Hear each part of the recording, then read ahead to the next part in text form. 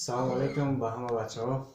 اوزی بیت میخونیم، بیت دیسپاسیتو به زبان توجیکی. خیلی ترجمهش کردگی هم بچه ها. منو چرجم این بیت از من چرا میشد، ما خواهش کرد از ما که با گیتار سر بایمش.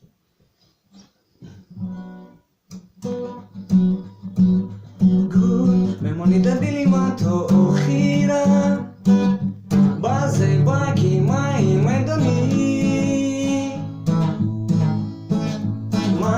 دوست می‌دارم تو را تو اخیرا، دخترکی خیشلاقی میدونی جان. دوست می‌دارم تو را تو بسته، دایمای میگم تو ای من سرنوشتی ما تو را ما میدونم. آیه دل میزنه وقت تو را میبینه جان، درباره مای زندگی افسانه، ما تو را جدا کردن نمیتونم.